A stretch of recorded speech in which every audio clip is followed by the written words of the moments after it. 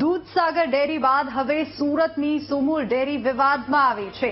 મંડળીઓના દંડ મામલે પ્રમુખ અને ઉપપ્રમુખ સામસામે આવ્યા છે. પ્રમુખ માનસિંહ પટેલ અને ઉપપ્રમુખ રાજુ પાઠક ગ્રુપ સામસામે આવ્યા. કેટલીક મંડળીઓ બહારથી દૂધ લાવી સુમુલમાં આપતી હતી અને 25 દૂધ મંડળીને 3.25 કરોડ રૂપિયાનો દંડ ફટકારવામાં આવ્યો હતો. દંડ માફ કરવા મુદ્દે ઉગ્ર ચર્ચા દરમિયાન ઉપપ્રમુખ ઉશ્કેરાયા હતા અને દંડ વિવાદમાં અગાઉ ઉપપ્રમુખે એમડી પર હાથ પણ ઉઠાવ્યો હતો. સુરત અને તાપી જિલ્લાના માંગરોળ, કામરેજ, મહુવા, નિઝર, કુકરમુંડા, ઉચ્છલ, સોનગઢ અને વ્યારાની 25 મંડળીઓ બહારથી દૂધ લાવી સુમુલ ડેરીમાં પધરાવતી હોવાનું સામે આવ્યું હતું.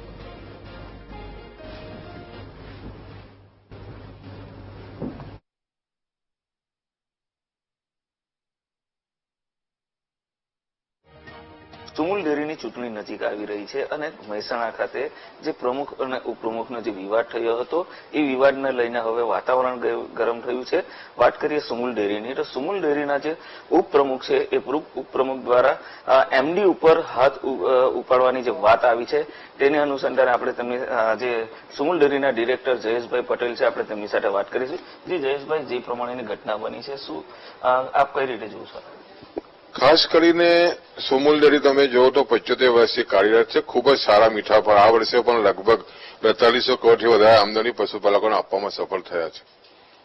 ખાસ કરીને તાપી નજીક જે મહારાષ્ટ્રનો જે વિસ્તાર છે એ વિસ્તારમાં ખાસ કરીને મહારાષ્ટ્રમાં સહકારી પ્રવૃત્તિ આટલી અમૂલ જેટલી ને સુમુલ જેટલી મજબૂત નથી. એને કારણે દૂધના ભાવ ખૂબ જ ઓછા હોય છે. ત્યાંથી વેપારીકરણ કરીને ઓછા ભાવે દૂધ લાવીને અહીંયા દૂધ મંડળીઓમાં જે દૂધ ભરવાનું અને નાણાકીય વેપારી નફો જે રહેવાની વાત હતી એની સામે પ્રમુખશ્રીએ સ્પષ્ટ આદેશો આપ્યા કે આ તમામ પ્રવૃત્તિઓ બંધ થવી જોઈએ. એના અનુસંધાનમાં એમડીસીએ લગભગ 25 મંડળીઓને 3 કરોડ અને 25 લાખનો દંડ ફટકાર્યો છે. સ્વાભાવિક છે કે આ વાતમાં ચર્ચામાં જે રીતે એમડીસી સાથે આવેશમાં આવીને જે વર્તન થયાની વાત છે ખૂબ જ નિંદનીય છે.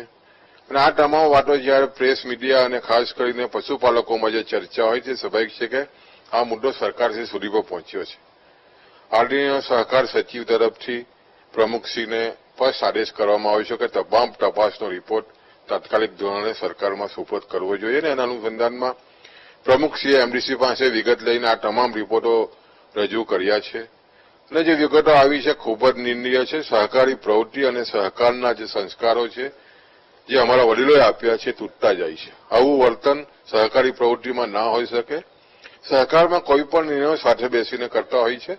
કોઈની ભૂલ થતી હોય તો સાથે બેસીને એમાં યોગ્ય નિકાલ થતો હોય છે.